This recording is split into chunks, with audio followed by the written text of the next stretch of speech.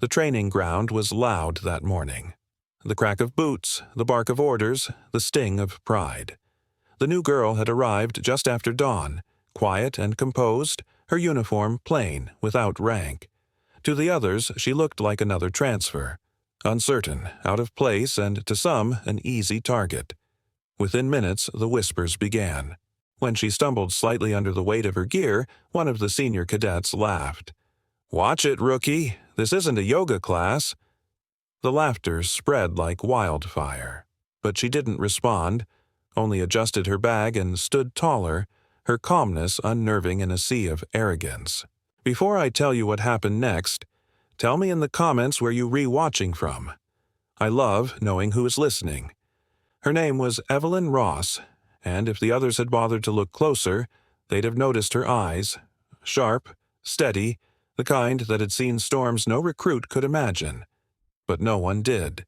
They were too busy testing her. During drills, they paired her with the toughest squad. They made her run double laps, carry extra weight, redo tasks already done perfectly. Base rules, they said.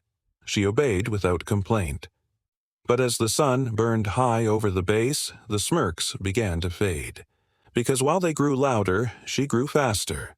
While they mocked her form, she perfected it. And when one of them tried to knock her off balance during a training spar, she moved like water. Effortless, precise. The cadet hit the ground before anyone realized what had happened.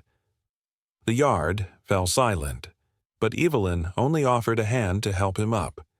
"You all right, soldier?" she asked softly. The kindness in her tone unsettled them more than the hit itself. That evening the same group gathered in the mess hall. The air was thick with sweat and gossip. "Who does she think she is?" one muttered. "Acts like she runs the place." Another scoffed. "Probably some officer's niece." Evelyn sat at the far end of the table, quietly eating, eyes distant, listening but saying nothing.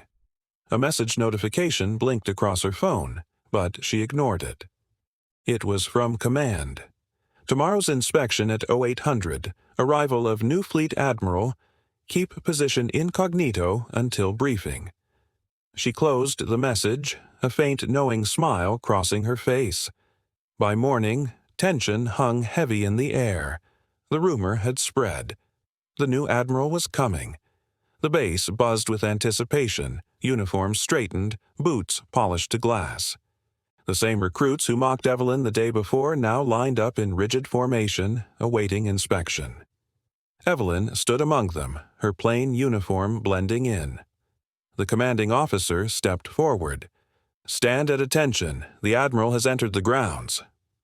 Everyone craned their necks toward the black car that pulled up. But instead of stepping out immediately, the figure inside waited. Silence. The officer looked confused, then turned sharply as a familiar voice spoke from behind the ranks. "At ease, Commander." It was Evelyn. The officer blinked, unsure whether to scold or salute. Then, as she stepped forward, she reached into her jacket, revealing the insignia pinned neatly inside. Silver stars. The room froze. Every recruit who had jeered, every soldier who had snickered, they all stood paralyzed as the truth sank in. Evelyn Ross was not a new recruit. She was Admiral Evelyn Ross, the newly appointed commander of the entire coastal fleet. "Yesterday," she began, voice calm but firm, "I asked for nothing more than respect, not for rank, but for discipline, and I watched how you treated those you thought were beneath you." Her words cut through the air sharper than any weapon. "You think leadership is about shouting orders or wearing stars?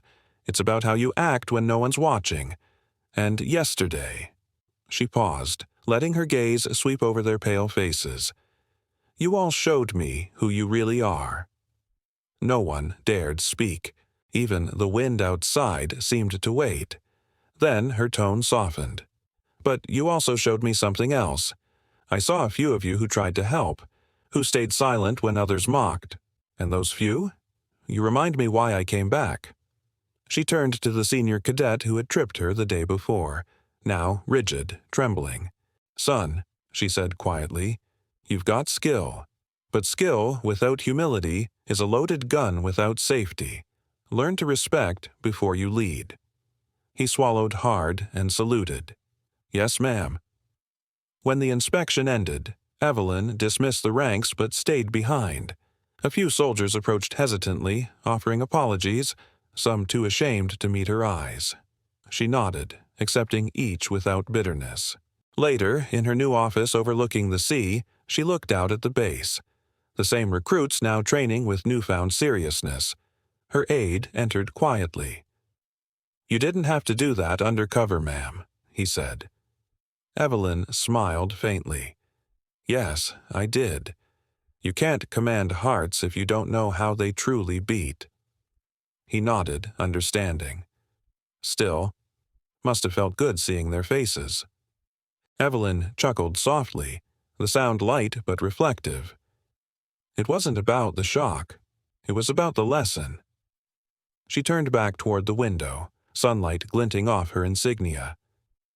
"Respect isn't earned by fear," she murmured. "It's earned by grace." That evening, as the sun sank over the horizon, the recruits gathered again, not to gossip, but to talk about her words. One whispered, "She could have humiliated us, but she didn't." Another said quietly, "That's what real command looks like." And for the first time, they understood the kind of leader they were following. One who didn't need to demand respect, because she embodied it. Because true power doesn't shout, it stands, steady and quiet until the world falls silent around it. And sometimes the person you look down on today is the very one who will teach you what honor really means. If this story inspired you, tell me in the comments what leadership means to you.